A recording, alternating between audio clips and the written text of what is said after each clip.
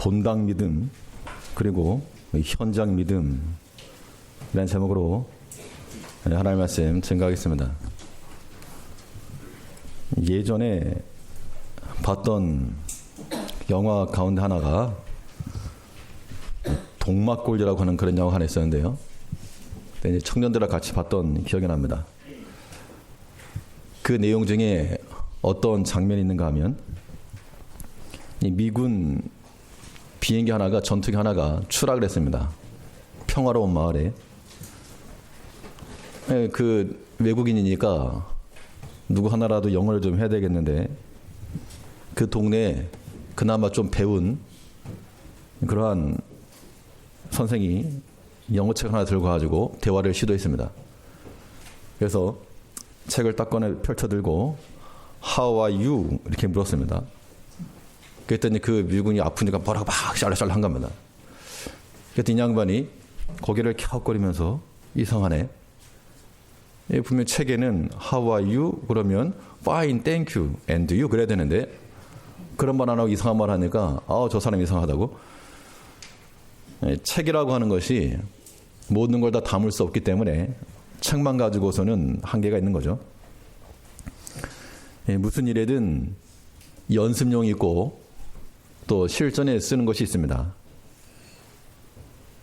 연습이라고 하는 것은 이론을 바탕으로 훈련하는 것이고 실전은 현장을 바탕으로 적용하는 겁니다. 우리 삶이라고 하는 것이 연습용으로만 존재하지 않도록 열심히 연습을 하는데 실전에 못 쓰면 좀 아까운 거죠. 우리 신앙적인 면에서도 마찬가지라는 겁니다. 우리가 열심히 읽기도 하고 듣기도 하고 또 행하기도 하는데 이것이 그냥 본당에서만 이루어지는 겁니다. 여기서만. 이 본당이 우리 신앙의 필드가 되어서는 신앙의 능력 가지고 살 수가 없습니다. 지금 우리가 앉아있는 이 자리가 교과서라 그런다면 이것을 적용시켜야 될 실질적 현장은 우리 개개인의 삶에 있는 거죠. 근데 우리가 듣고 배운 말씀을 가지고 적용하고 살면 그게 능력 있는 신앙인의 삶이 되는 것이고 그렇지 못하면 우리 맨날 가슴만 치는 겁니다. 이제 우리가 연습에서 실전으로 2군에서 1군으로 아마추어 단계에서 프로의 단계로 좀 나아지려면 우리가 어떠한 모습을 가지고 주를 섬겨야 될 것인가? 우리 신앙적 모습이 그냥 본당에 앉아있는 이 모습 말고 우리 실질적 삶의 현장 가운데서 현실에 뿌리 박힌 영성이 나타나려면 어떠한 모습으로 살아가야 될 것인가? 본 말씀 통해서 살펴보겠습니다. 첫 번째는 우리의 믿음이 현실 속에서 역사하는 믿음 되려면 사람의 시야에서 하나님의 시야로 들어가야 되겠습니다. 사람의 눈 앞에서 행하는 자와 하나님의 눈 앞에서 행하는 자. 예배당 내에서는 다들 얼마나 거룩하고 얼마나 아름답고 얼마나 고상한 인격들입니까? 저도 마찬가지고 여기 계신 모든 분들이. 그런데 이 실질적 삶 가운데서 동일한가? 사람 앞에서 행한다는 그 생각만 가져도 우리의 신앙적 인격이 탁월해질 것인데 그렇지도 못하고 하나님 없는 자리에서 살려고 하기 때문에 우리 믿음이 형편없는 수준 되는 겁니다. 사람의 시야에서 일하려 하는 자들은 연습용에 불과하고 우리는 하나님의 시야 속으로 들어가야 됩니다. 사람의 시야에서 일한다는 게 무엇인가? 죄송합니다. 자신의 행한 그 일에 대해서 좋은 평가받기를 원하고 또 자신이 높아지려고 하는 것. 이렇게 말하면 나는 아닌데요. 나는 그렇지 않은데요. 이렇게 생각하시는 분들 많지만 아마도 8, 90%는 이런 모습들이 다 있다는 겁니다. 증거를 한번 될까요? 증거라기보다도 실체를 한번 드러내는 거 간단합니다. 좀 기분 나쁜 소리 한번 해보시죠. 기분 나쁜 소리. 듣기 싫은 말. 그러면 속이 확 상합니다. 아, 내가 좋은 마음 가지고 일을 했는데 기분 나쁘게 말한다. 또 내 본의와 다르게 오해한다. 그럼 속이 확 나빠지죠. 그럼 그게 이제 사람 시야에서 일하는 겁니다. 물론 안 좋은 말을 듣고 좋아할 사람 없지만, 그러나 우리 신앙적 행위라고 하는 것은 우리가 사람에게 좋은 말 들으려고 하는 거 아닙니다. 또 자신이 옳다는 것을 증명하려고 하는 것도 절대 아닌 겁니다. 그러니까 어찌됐건 기분이 나빠졌다, 혹은 속이 상한다, 내가 하나님 앞에서 일하고 있는가, 사람 앞에서 일하고 있는가, 이걸 봐야 됩니다. 물론 사람과의 관계 속에서 사람 때문에 기분 나쁠 수 있죠. 그러나 우리가 하는 일들, 그 일들이 주의 일이라고 하면 우리는 사람의 말과 평가가 우리의 사명을 이룸에 있어서 장애가 된다거나 낙심케 하거나 뒤로 물러가게 해서는 안 됩니다. 그것은 수준이 낮은 거예요. 형편없는 수준인 겁니다. 사람의 시야 속에서 일하는 자들은 당연히 사람이 보는 데서는 열심히 하죠. 성과도 내고. 그러나 우리가 정작 중요한 것은 하나님 앞에서 행하는 것이 중요한 겁니다. 우리 본문 1절 말씀을 보시면 하나님 앞과 산자와 죽은 자를 심판하실 그리스도 예수 앞에서 그의 나타나실 것과 그의 나라를 두고 엄히 명하노니, 이 권면의 말씀이 지금 디모데가 처한 상황이 많은 사람들의 대적을 받았습니다. 그 중에서도 특별히 이름까지 지목해 가면서 디모데와 바울을 적대시하던 사람들이 있었는데, 그 사람들과 어떻게 한번 잘해봐라, 좀 이렇게 조금 어떻게 해봐라, 그렇게 말한 거 아니고, 그런 사람 두려워하지 말고 너는 하나님 앞에서 또 심판주 되시는 그리스도 앞에서 행하라, 이것을 말하고 있습니다. 우리 성도의 인격이라고 하는 것은 사람이 보이는 곳 말고 보이지 않는 곳을 사각지대 그러죠. 사람의 사각지대에 숨게 되면 사람이 무슨 짓을 할지 어떻게 합니까? 그러나 사람의 사각지대에서 하나님의 눈이 지켜보고 계심을 우리가 기억한다 그러면 우리는 두려움 가지고 섬겨야 됩니다. 성경에 보면 사람의 눈에서 일하던 사람들과 하나님의 시각을 하나님 앞에서 일했던 사람들이 많이 있는데요. 그 중에서 이 두 부부가 특별히 대비가 됩니다. 먼저 아나니아 삽비라 부부죠. 이들은 초대교회 당시 자신들의 재산의 일부를 팔아서 밭을 팔았으니까 뭐 아무튼 자기 재산을 판 겁니다. 그 밭의 일부를 팔아가지고 교회 섬기는 일에 쓰라고 바치려고 팔았는데 어떻게 했습니까? 나중에 숨겼죠. 일부를 숨겼다 그랬습니다. 숨기는 심정은 어떤 심정인가 하면 뭐 일단은 이 정도 해도 충분하다, 뭐 그 마음이고, 또 하나는 이거 숨긴다고 누가 알겠느냐, 그 얘기죠. 이거 숨긴다고 누가 알겠느냐. 근데 하나님께서 그 마음을 기뻐하지 않으시고, 이 밭을 팔았으니까 요즘 시세로 말하면 뭐 수억이 될지 수십억이 될지 모르겠습니다만 액수로 따지면 큰 거 한 겁니다. 큰일 했지만 하나님께서 그 마음을 받지 않으셨다는 거죠.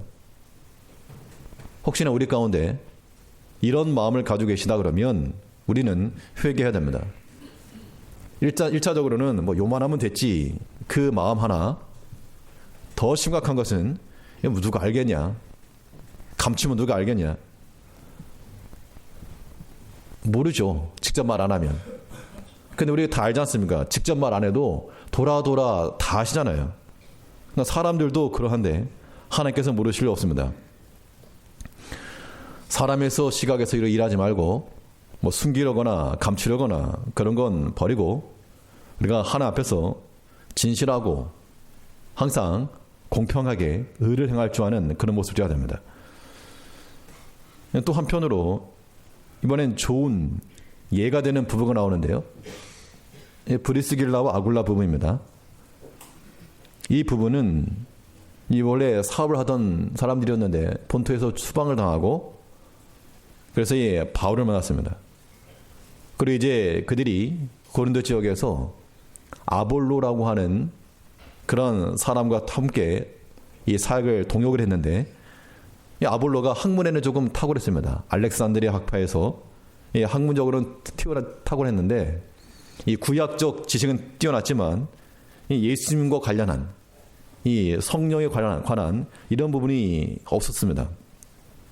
브리스길라 아굴라 부부가 가만히 들어보니까 매주 안식일마다 회당에서나 이렇게 말씀을 전했을 거니까 들어보니까 아주 뭔가 부족함이 있다. 그랬을 때 이 아볼로에 대해서 당신이 이렇게 사도가 같이 이 목회를 한다 그러면서 이런 것도 모르냐 이렇게 말한 게 아니고 어떻게 했습니까? 조용히 데려다가 자세히 풀어 가르쳤다 그러죠. 그러면 사람 앞에서 만일 자기 자신들의 탁월함을 나타내려고 그랬다면 사람들 앞에서 말했겠죠. 많은 공인 앞에서 많은 사람 앞에서 당신이 알지 못하고는 내가 지식을 말해주겠다. 그럼 자기는 올라갔을지 모르지만 아볼로의 권위가 떨어졌을 것이고 그건 하나님이 기뻐하지 않으신 겁니다.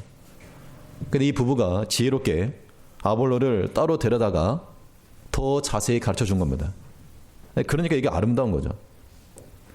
혹시라도 성도들 가운데서 이 목사가 뭐 저런 것도 몰라.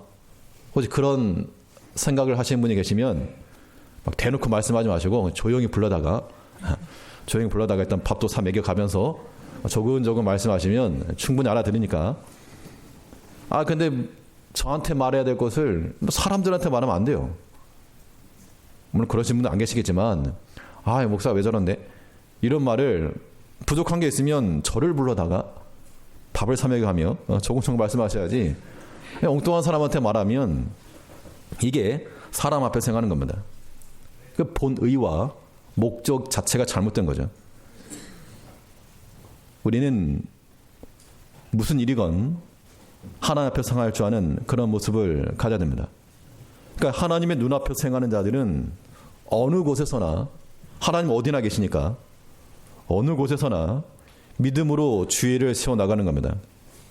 그래서 오늘 본문은 하나님과 주 예수 앞에서 그 맡은 바 사명을 잘 감당할 것을 권면하고 있는데요.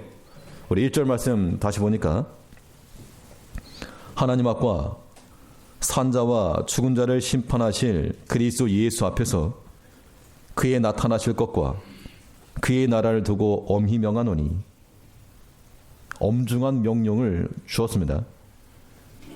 이때 우리는 무슨 일을 할 것인가 이걸 떠나서 하나님 앞과 심판자 되시는 그리스도 예수 앞에서 이 한 줄이 주는 의미를 우리는 크게 받아야 됩니다. 우리 일거수일투족이 사람에게는 감추었어도 사실 우리가 한 주 동안 무슨 일을 했는지 모르죠, 사람들은. 그러나 하나님께서 우리의 감추인 모든 것까지 다 보시고 이것이 공개된다 그러면 우리가 몸둘 바를 모를 겁니다. 우리가 하나님의 시야에서 벗어난다는 게 무엇인가 그러면 하나님의 시야 안으로 들어오는 것과 벗어난다는 것의 구체적인 의미는 성경에 보면 아담이 선악과를 따먹은 다음에 행한 일을 생각해 볼 때 숨었습니다.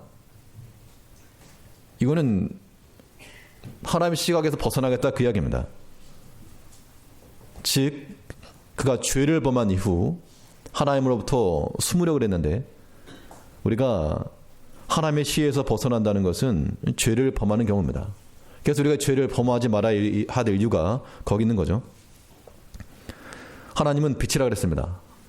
하나님 빛이심으로 어둠이라고 하는 것이 공존할 수가 없어서 이 죄라고 하는 게 어둠인 거죠. 우리 욕심과 죄를 부리게 되면 그 어둠의 요소가 있어서 하나 앞에 나갈 수가 없는 겁니다.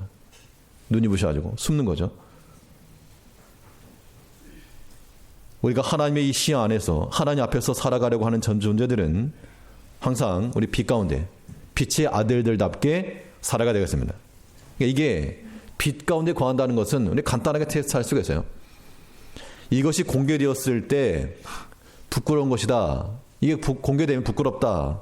그러면 그건 어둠의 일인 겁니다. 우리 그런 일들에서부터 벗어나는 것이 우리 신앙의 인격을 만들어가는 것인데요. 하나님께서는 우리를 보시되 우리의 모든 것을 다 보시는 겁니다. 우리의 감춰져 있는 것도 보시고 우리의 지난 날도 보시고 현재도 보시고 또 장차도 보시고, 그러니까 우리가 어떠한 계획과 꿍꿍이를 가지고 있어도 그 악인의 꾀를 따라가지 말아야 될 이유는 하나님이 모르지 않으시니까.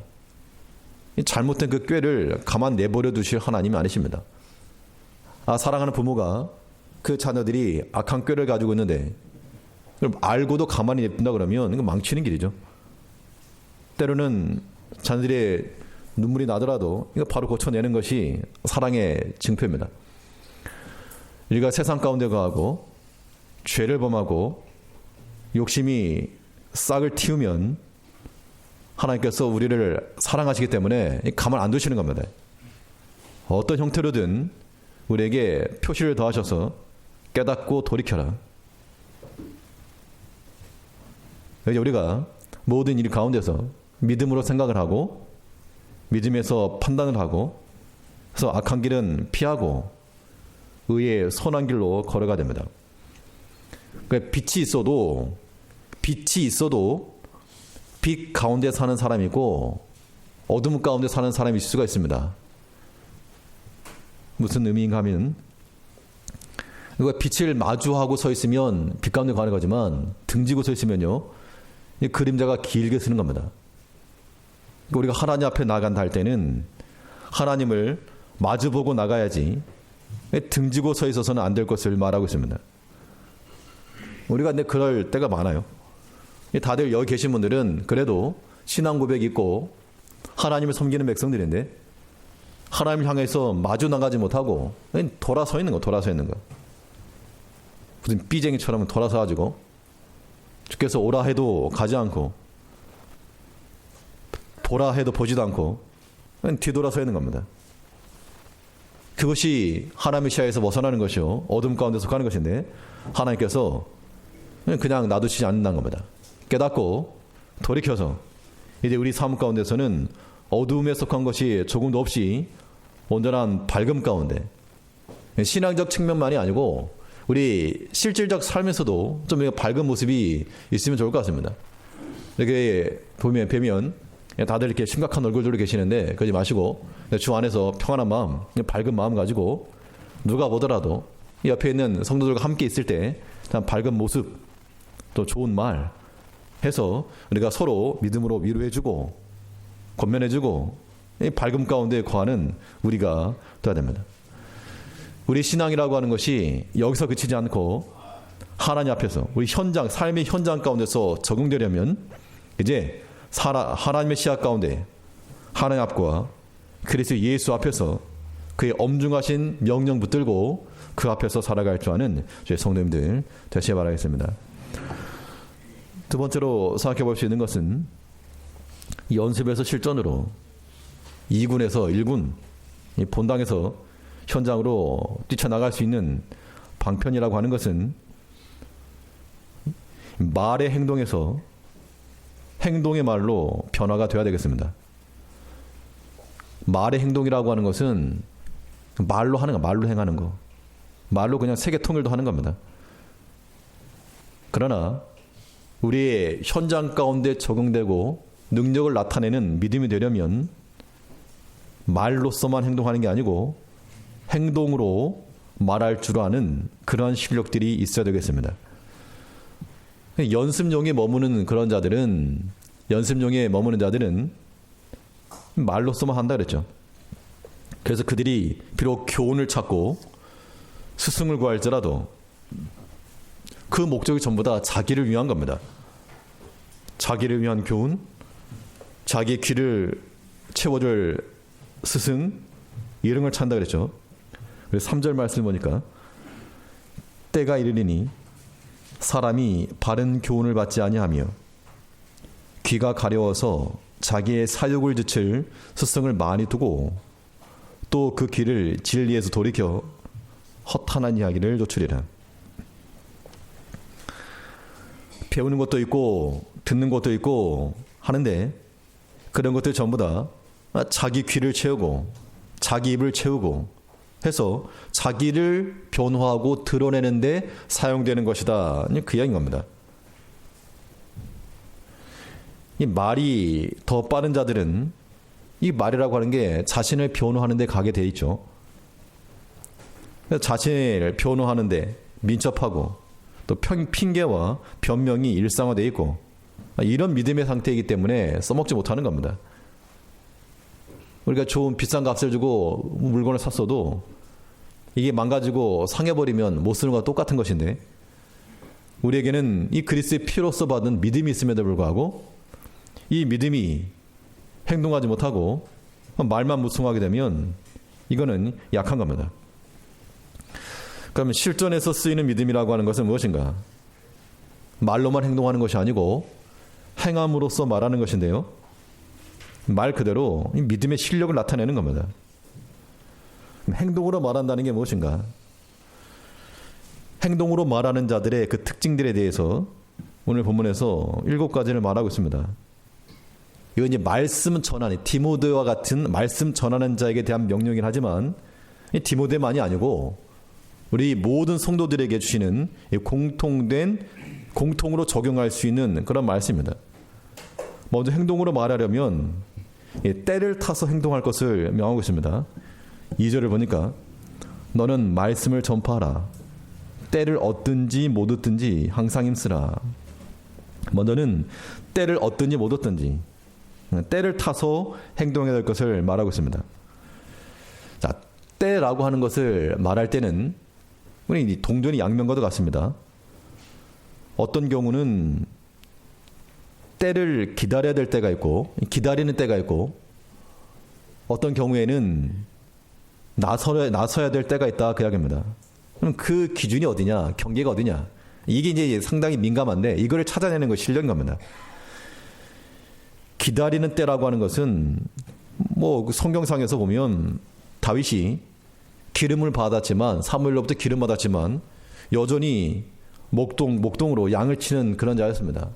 기름 받았으면 왕인데 왕자에 앉아야 되겠는데 여전히 어린아이 취급을 받고 양을 쳤다는 겁니다. 우리 연단과 고난의 때에는 기다림이 필요한 겁니다. 그러니까 때를 타서 행동한다는 거, 때로 우리에게 연단이 있고 고난이 있을 때는 그때는 기다리는 타이밍인 줄 알아야 되겠습니다. 반면에 이 어린 다윗이었지만 그가 나서서 골리앗과 싸웠습니다. 언제 나서야 되는가? 섬김과 희생과 또 내 자신이 앞장서 나서야 될 때 그때가 있는 겁니다. 나서야 될 때 나서지 않고 엉뚱한 데 나서 그러면 이 타이밍을 다 놓쳐버리는 겁니다. 이스라엘 백성들을 인도했던 모세도 40년간 애굽 왕궁에서 쓰임을 받았고 또 40년간 광야에서 지난날 40년을 다 잊어버릴 정도로 난 이제 쓸모없는 존재라 라고 생각될 정도로 40년간을 광야에서 헤맸는데 그것이 하나님이 준비시킨 기간이었다는 겁니다. 광야에 40년을 지냈기 때문에 그 광야의 전문가가 되어서 그 광야로 백성들 인도해낸 것이죠. 그래서 기다릴 때가 있고 나서는 때가 있고 모세가 자기 손으로 구원하려고 했을 때는 애굽 병사 2명을 때려 죽긴 했지만 그거 가지고 일이 되지 않은 겁니다. 우리가 주의를 한다 할 때 모든 연단의 때, 고난의 때는 참고 인내하시고 반대로 나서야 될 때 나서야 될 때가 있는데 나서지 않으면 이거 주일이 안 되는 겁니다. 희생해야 되겠는데 희생할 사람이 없다. 본인이 나서야 됩니다. 봉사해야 되겠는데 봉사할 사람이 없다. 내가 나서야 돼요.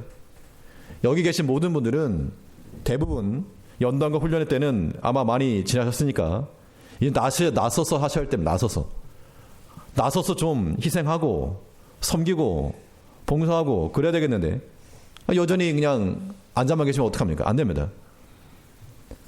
말로서만 행동하지 않고 행동으로 말한다는 거. 우리가 교회의 부흥을 말하고 신앙의 성숙을 말하지만 말로는 못하는 게 어디 있습니까? 다 하죠. 실질적으로 우리가 발걸음과 우리의 행동을 통해서 나타내야 됩니다. 내일부터 일주일 동안 우리 항상 새벽 제단 써야 되지만 또 특별히 날 정해서 하는 건데 아마 이 자리에 계신 분들 다 나오시겠죠? 아멘들 하셔야 됩니다. 아멘들 하셔야지. 예. 행함으로 말하는 겁니다. 행함으로. 나서야 될 때 나서고 행동할 때 하는 겁니다. 또 이 행동으로 말한다는 것은 항상 힘써 행동하라 그랬습니다. 힘써 행동하라. 이제 다시 보시면 너는 말씀을 전파하라. 때를 얻든지 못 얻든지 항상 힘써라. 항상 힘써라 그 말은 우리가 컵에다 따라 놓은 그런 미지근한 물 말고 점점 온도가 올라가는 끓는 물과 같이 그래서 그 물의 에너지를 가지고 생고기라도 익혀내서 먹을 만한 것으로 바꾸어낼 수 있는 성숙과 성장으로 변모되어가 될 것을 말하고 있습니다. 이런 변화라고 하는 것은 거저 생기는 것이 아니고 힘써 행할 때 나온다 그랬죠. 힘써 행할 때.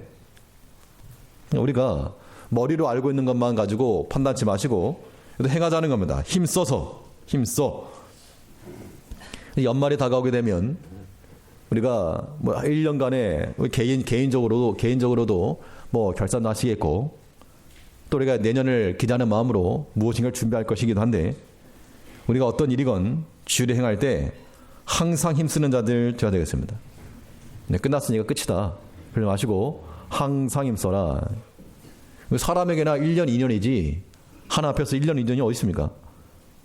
그리스도 안에서 모든 일에 항상 힘써 행동하는 우리가 되어야 되겠고 또 이 행동으로 말한다는 것은 인내함으로 행동하라 그 말씀하고 있습니다. 2절 다시 보니까 너는 말씀을 전파하라. 때를 얻든지 못 얻든지 항상 힘쓰라. 범사의 오래 참음과 이 말씀을 전파하는 그 일에 대해서 항상 때를 얻고 힘쓰고 또 중요한 것은 오래 참음으로 전파하라 그 이야기를 하고 있습니다. 결실하는 방법이 인내라 그랬습니다. 인내로서 결실한다. 그러니까 우리가 씨를 뿌렸으면 좀 기다릴 줄 알아야 되겠죠. 예전 목사님들 예화 가운데 어떤 농부가 모를 심어놓고 이게 빨리 자라길 바라는 마음으로 조금씩 뽑아놨답니다. 자라라고. 그러니까 그 다음날 가보니까 다 타 죽었다고. 심었으면 인내하는 것도 필요하죠. 그러니까 그 인내하는 기간 동안에는 조급함을 좀 버리셔야 됩니다. 본인도 버려야 되고 지켜보는 사람도 좀 기다려줘야지 이거 무슨 뭐 심어놨는데 왜 안 자라느냐 이렇게 말씀하시면 안 되죠. 기다려줘야 됩니다. 언제까지? 열매 맺을 때까지죠. 열매 맺을 때까지. 인내로서 결실하는 겁니다. 그럼 우리가 이 믿음의 일을 감당해 나간다 할 때는 깊이 있는 인내가 필요합니다. 그 인내의 깊이가 곧 본인의 신앙의 나이와 똑같은 거예요. 그러니까 우리가 무슨 말 할 때 너 몇 살이야? 이렇게 묻지 마시고 나이 물어봐서 뭐합니까? 너 몇 살이야? 이렇게 묻지 마시고 너 몇 년 참았어? 몇 년 참았어? 우리 개인의 문제, 자녀의 문제, 우리 무신의 건강의 문제, 우리 개인의 문제 여러 가지 일들을 가지고 인내함으로 기도한다고 해서 다 응답되지 않으니까 그래가지고 오랫동안 인내로 간구하셨을 것인데 너 지금 몇 년 참았느냐? 인내의 깊이가 신앙의 나이요 또 굳게 서는 그런 나무와 같은 겁니다.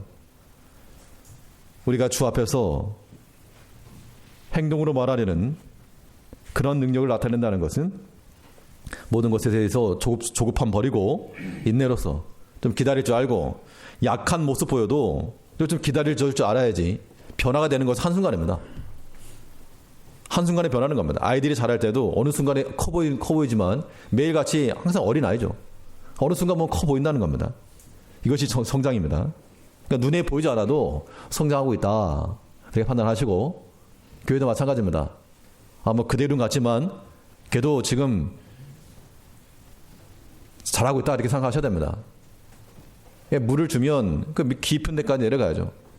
그동안 많이 말라 있었으니까 많이 줘야 됩니다. 물을 많이 채우는 줄 알고 인내 함부로 조급하게 판단하지 마시고 깊이 있게 인내하시면서 열매 맺을 때까지 범사에 오래 참음으로 죄를 감당해야 됩니다.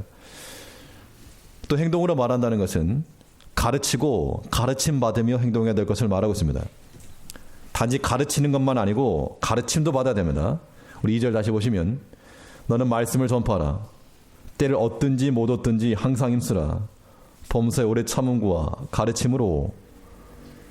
이 가르친다는 것은 뭐 청산 유소 같이 이런 가르치는 것만이 아니죠. 가르쳤으면 배워야 됩니다. 오늘날 많은 사람들이 선생만 있고 학생이 없습니다. 다들 스승이고 배우려는 자세가 없다는 얘기죠. 우리가 남에 대해서 가르치고 훈계했으면 본인도 들어야 될 상황이라고 하는 걸 알아야 됩니다. 사람이 말을 안 해서 그렇지 다들 학생들이에요. 다들 한 사람 한 사람. 이 교회 내에서 신앙적 지도를 한다 할 때 상당히 목회자가 성도님들 한 분 한 분 이렇게 필요에 따라서 지도할 수 있습니다. 그런데 우리 인격적으로 일반적인 말을 할 때 후딱 알아먹으셔야지 정말 내가 완벽하고 나는 들을 말이 하나도 없어가지고 아무 말 안 하고 있는 게 아닌 겁니다. 저 나이도 젊고 어린 목사한테 그런 말 들으시고 싶으십니까? 우리가 다 하나의 말씀에 대해서 다른 사람에게 적용시키려 하지 말고 그 말씀을 나에게 적용시켜서 가르치고 또 가르침 받고 배우지 못하는 자는 가르치지 못하는 겁니다. 주의 말씀을 훈계함을 받고 이것이 비록 사람이 말일지라도 혹은 하나님 여러 섭리의 환경 속에서 하나님 뜻을 찾고 배울 줄 아는 그런 모습이 있어야지만이 이것이 행동으로 말하는 겁니다. 또 행동으로 말한다는 것은 바로 잡으며 행동하라 그렇게 말하고 있는데요. 경책하며 경계하며 이 경책하고 경계한다는 것은 이 알람 소리 내는 것 같이 이 경고를 해주고 또 바로 잡아나가는 것을 말합니다. 이 잘못된 방향이면 바로 잡아주어라. 행동의 변화가 있어야 될 걸 말하고 있고 또 이 행동에 말한다는 것은 위로하며 권한다 그랬습니다. 이 마지막에 2절 하반절에 보니까 권하라 했는데요. 권한다는 것은 그 위로해 줘라 그 말인 겁니다. 위로함으로 권면해라. 그래서 우리 말과 행동이 그 자체로 끝나지 않고 그 다음 스텝으로 연결될 수 있도록 힘을 주는 것이 되어야 한다 그 얘기입니다. 이러한 말과 행동이 우리 실전에 적용되고 우리 현장에서 쓰임받을 만한 그러한 능력 있는 믿음이 되는 겁니다. 아무쪼록 말로만 앞서지 말고 행동으로 더불어서 함께 말할 줄 아는 그러한 현장의 현실에 뿌리박히는 믿음을 소유하는 우리가 되어야 되겠습니다. 마지막으로 이 실질적 능력이 나타나는 이 믿음이라고 하는 거 세상 일치에서 하나님 일치로의 변화가 필요합니다. 세상이 가리키는 그 방향으로 세상이 가리키는 방향으로 나가는 자가 되어서 안 되고 이 말세에 분명 말세의 풍조와 유행하는 사상이 있을 것을 말하고 있습니다.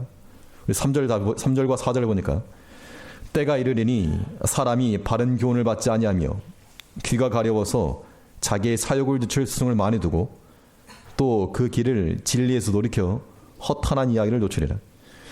이 말세 때 이러한 풍조와 이러한 사상이 횡행할 것이지만 그러나 너희는 그런 것들에 길들여지지 말고 도리어 반대로 나가라. 오늘 5절 말씀을 보시죠. 그러나 너는, 포인트는 여기 있습니다. 그러나 너는 이 마지막 때에 사람들이 바른 교훈 받지 않고 자기 사욕조칠 스승을 두고 진리를 돌이키고 허탄한 이야기를 조출 것이지만, 그러나 너는 모든 일에 근신하고 고난받고 전도인 일을 하며 직무를 다해라. 다른 사람들이 가는 방향 같이 따라가지 말고 하나님이 가리키는 방향으로 나가는 자가 되라. 그 이야기를 하고 있는 겁니다. 우리 지난 수요일 이 기드온 300명에 관한 이야기를 하면서 처음에 32,000명이 왔을 때 두려워하는 데를 돌아보내라. 돌아갔죠. 그 다음에 물을 먹는데 무릎을 꿇고 마시는 자 따로 세우고 손으로 떠서 핥아먹는 자 따로 세워라. 그래서 그 300명, 손으로 핥아먹었던 300명을 하나님께서 구원하시는 데 쓰셨습니다. 그 300명이 무슨 영화 300에 나오는 그런 전사와 용사와 같아 쓰신 것이 아니고, 왜 그런 9,700명을 돌아보내셨는가? 기드온이 사사로 쓰임받기 전에 첫 번째 한 일이 무엇이었는가 하면 바알의 단을 헐어버린 거죠. 그 당시에 바알신을 섬기던 그런 일들이 횡행했다 그 이야기입니다. 우상숭배한 일이 많았다 그 얘기죠. 무릎 꿇었다는 것은 우상숭배에 익숙했던 자들이다 그 얘기를 하는 겁니다. 아무데나 무릎 꿇지 않잖아요.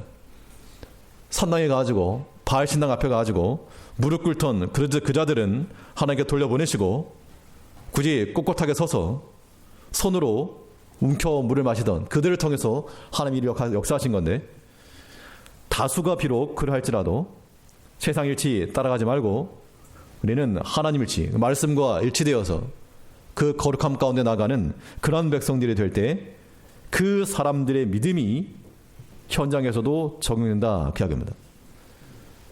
세상으로 기울어질 것이 아니고 우리는 하나님께로 기울어지며 하나님께 익숙한 자가 되고 주께 주신 그 명하신 길을 따라 직문을 다하라 그랬습니다. 이 세대를 가리켜서 어그러지고 거스른 세대라 그랬는데, 이 어그러지고 거스른 세대 가운데서 우리가 하나님 일치로 우리의 삶의 현장을 다스려가면서 이 실천적 믿음을 가지고 믿음의 뿌리를 내리고 열매 맺을 수 있도록 항상 하나님의 시야 가운데서 행동의 말을 하며 하나님 일치로 살아가는 믿음 있는, 참된 믿음 있는 우리 모든 제일교회 성도님 되시기를 간절히 바라겠습니다. 기도하겠습니다. 우리에게 믿음을